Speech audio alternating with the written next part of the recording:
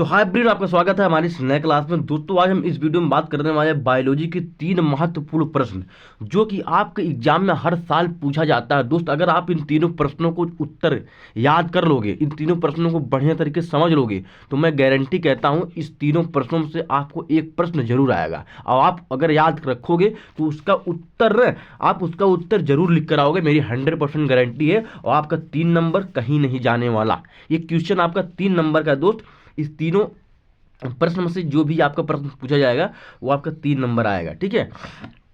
और मैं आपको पहले बता चुका हूँ, बहुत सारे वीडियो में बता देता हूँ कि दोस्त देखिए, आपका बायोलॉजी हो या आपका केमिस्ट्री हो या आपका फिजिक्स हो, उसमें सबसे ज़्यादा जो क्वेश्चन आता है वो आता है आपका 3 नंबर में और 2 नंबर में, ठीक है। आप अगर बायोलॉजी के कोई भी पेपर जाकर उठाओगे देखोगे ना, तो उसमें सबसे ज़्यादा प्रश्न जो पूछा गया है वो सिर्फ 2 नंबर में पूछा गया है। तो मैं आपसे यही कहूँगा दोस्त, 2 नंबर वाला और 3 नंबर वाला जो प्रश्न है उसको आप लोग ज़्यादा याद करिए, क्योंकि वो सबसे ज़्यादा आता है, उसमें आपका नंबर उठ जाएगा। और जो 5 नंबर का क्वेश्चन आता है वो आपका सिर्फ एक क्वेश्चन या फिर 2 क्वेश्चन आएगा। अगर ज़्यादा आ गया तो 3 क्वेश्चन आएगा, लेकिन 3 बहुत कम देता है। सबसे ज़्यादा देता है या तो एक क्वेश्चन देगा या फिर 2 क्वेश्चन देगा, ठीक है। 3 क्वेश्चन कभी कभी आ गया 15 नंबर में, लेकिन 10 नंबर में आता है। एक क्वेश्चन 5 नंबर में रहता है, ठीक है।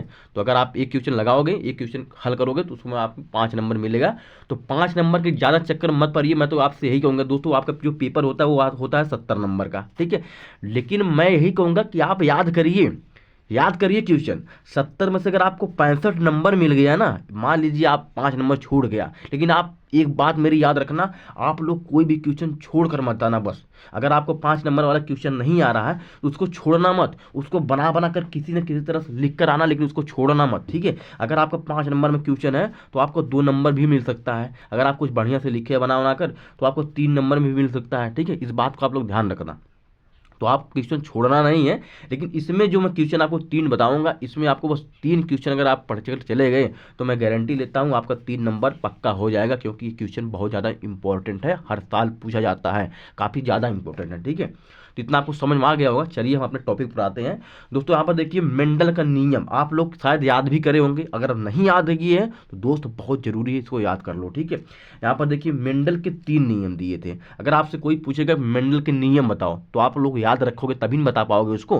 तो पहले सबसे ज़्यादा जरूरी है दोस्त उसको याद रखना, ठीक है। यहाँ पर देखिए, मेंडल ने 3 नियम दिए थे। कौन कौन से नियम, सबसे पहले यहाँ पर हम दिखा देते हैं। यहाँ पर देखिए, पहला हमारा है प्रभाविता का नियम, दूसरा है पृथक्करण का नियम, और तीसरा है स्वतंत्र अपयूहन का नियम, ठीक है। तो मेंडल, अगर आपसे ये कोई पूछ लिया कि मेंडल के कितने नियम थे, आप लोग बता देना 3 नियम। कौन कौन से, प्रभाविता का नियम, पृथक्करण का नियम और स्वतंत्र अपयूहन का नियम। ये तीनों नियम आप लोग याद रख लेना, क्योंकि आपसे ये बहुविकल्पिक क्वेश्चन में भी पूछ सकता है कि मेंडल कितने नियम दिए थे। तो 3 नियम कि 4 नियम कि 5 नियम, तो आपको वहाँ पर एक सही का ऑप्शन दिया जाएगा, लेकिन उसको उसमें सही का ऑप्शन दिया जाएगा, लेकिन उसको बताया नहीं जाएगा कि यही सही का ऑप्शन है। तो आपको क्या करना है, 3 का निशान सही लगा देना, जो 3 नियम वाला रहेगा, ठीक है। ये आपको बहुविकल्पी क्वेश्चन में बता रहा हूँ, ठीक है। तो चलिए, इतना आप लोग जान गए कि मेंडल ने 3 नियम दिए थे। कौन कौन नियम दिए थे, यहाँ पर सीधे हम तीनों बता दिए।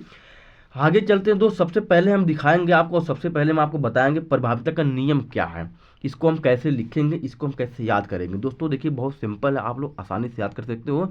मात्र 3 4 6 लाइन में है, ठीक है। 5 से 6 लाइन में, बहुत ज़्यादा कुछ नहीं। अगर आप 4 बजे 5 बजे भोर में उठ कर इसको याद कर लोगे ना एक बार बढ़िया से, तो आपको याद हो जाएगा। यहाँ पर देखिए, प्रभाविता का नियम क्या है, इसको समझते हैं। जब प्रभाविता लक्षण का जीन तथा अप्रभावी लक्षण का जीन दोनों एक साथ उपस्थित हो, तो केवल प्रभावी लक्षण वाला अपना जीन अपना लक्षण प्रदर्शित करता है और अप्रभावी लक्षण वाला जीन अपना लक्षण प्रदर्शित नहीं करता है। इन्हें हम क्या कहते हैं, इन्हें हम प्रभाविता का नियम कहते हैं, ठीक है। बस इतना याद करना यार, बहुत कुछ नहीं है, इतना आपको समझ में आ गया। और जैसे मैं लिखा हूँ यहाँ पर, इसी तरह सेम आपको लिखना भी है। आपको हेडिंग डालना है प्रभाविता का नियम। देखिए दोस्त, एक बार आपको मैं एक बात बता दे रहा हूँ, जो सबसे जरूरी चीज़ होता है ना आपके पेपर में लिखने का, उस सबसे जरूरी चीज़ जानते हो क्या होता है, आपका हेडिंग। अगर आपने हेडिंग बढ़िया डाला है तो भाई साहब, अगर आप कुछ भी लिखे नहीं होंगे, कुछ भी बना बना कर लिख देंगे ना, तो आपका पूरा का पूरा नंबर मिल जाएगा। जानते हो क्यों, क्योंकि जो एग्जामिनर होते हैं कॉपी चेक करने वाले, उनके पास लाखों करोड़ों कापियाँ रहती है, ठीक है। तो वो इतना नहीं पढ़ते कि हाँ लड़का सही लिखा है, देखते हैं पूरा एक एक शब्द पढ़ कर देखते हैं, इतना नहीं पढ़ते। उन्हें भी पैसा मिलता है, वो भी पैसा कमाते हैं, और हर एक टीचर सोचते हैं बस बच्चों को पास कर दिया जाए किसी तरह से। बस मैं आपको यही कहूँगा कि अपना हेडिंग, जिस भी हेडिंग का आप लोग उत्तर लिखना, उसका हेडिंग बरकरार रखना। जैसे मैं यहाँ पर लिख कर आपको बताया हूँ, प्रभाविता का नियम, उसके बाद नीचे 2 लाइन पढ़ना है, और उसके बाद इसी तरह आपको लिखना है, ठीक है। उसके बाद आप लोग थोड़ा राइटिंग बढ़िया से बैठाना। हमारा राइटिंग तो उतना अच्छा नहीं है, लेकिन अपना राइटिंग और बढ़िया से बैठाने की कोशिश करना है, ठीक है।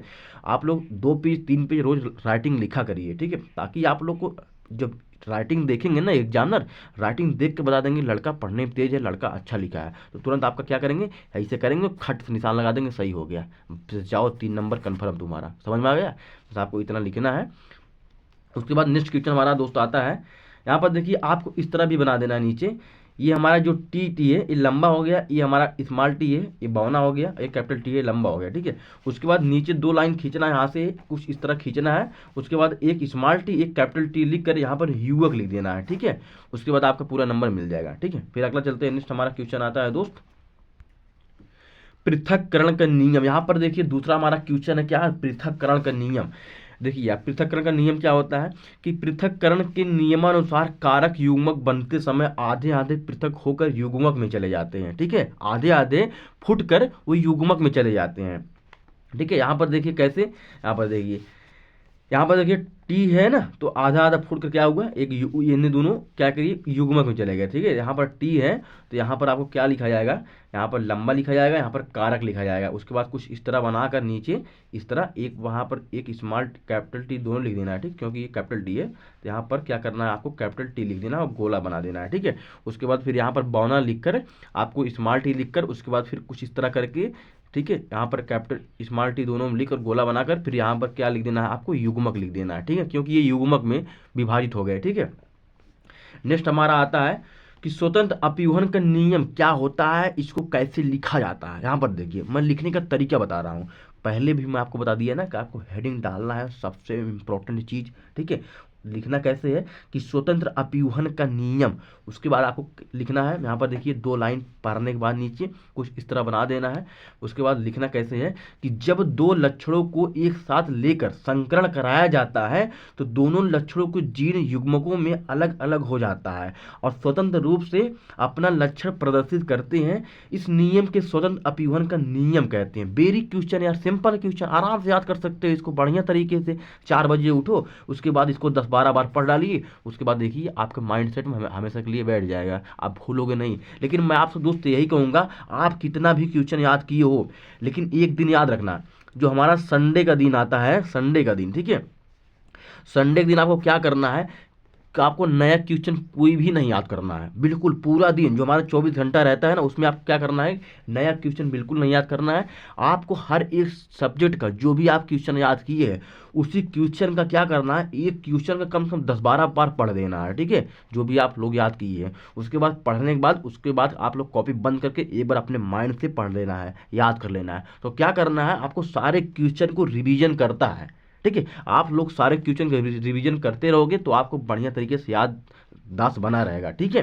तो आप लोग जाएंगे एग्जाम में बढ़िया तरीके से नंबर लिखकर, क्वेश्चन लिखकर बढ़िया तरीके से नंबर पाएंगे, ठीक है। तो मैं आपसे कहता हूं दोस्त, अभी तैयारी करो, जमकर लगा दो, पूरा जान लगा दो, रील उल मत देखा करो, थोड़ा घूमा उमा मत करो, ठीक है। तो फोन वोन से बात मत किया करो यार, क्योंकि आपका एग्जाम बहुत नजदीक आ चुका है। आप लोग इसमें क्या करिए, आप लोग बढ़िया से पढ़ाई करिए, ठीक है। बाकी हमारे चैनल पर नए दोस्त, चैनल को सब्सक्राइब कर देना। मैं आपको ऐसी ऐसी ट्रिक बताऊंगा जिसकी ट्रिक के माध्यम से आप लोग अच्छे से अच्छा नंबर लाओगे, अच्छी अच्छी नंबर लाओगे, पास हो जाओगे, ठीक है। और ट्रिक मैं बता भी रहा हूँ अब आपको कैसे करना है, कैसे पास होना है। अगर आपको क्वेश्चन ना याद हो, आप लोग पढ़ाई नहीं कर पाए हो, आप लोग तैयारी नहीं किए हो, तो आपको कैसे पेपर देना है, कैसे आप लोग पास होंगे, सारी चीज़ें मैं बात करने वाला हूँ, कर रहा हूँ, ठीक है। तो आप लोग हमारे चैनल से बने रहिएगा बरकरार। आप लोग जब पास हो जाना हमें अनसब्सक्राइब कर देना, कोई दिक्कत नहीं, लेकिन इस समय हमें सब्सक्राइब कर लो, चैनल से जुड़ जाओ और कमेंट में जरूर बताना ये वीडियो आपको कैसी लगी, कैसे कितना आपको समझ में आया, ठीक है। फिर मिलते हैं नए टॉपिक के साथ नेक्स्ट वीडियो में, तब तक के लिए धन्यवाद, जय हिंद।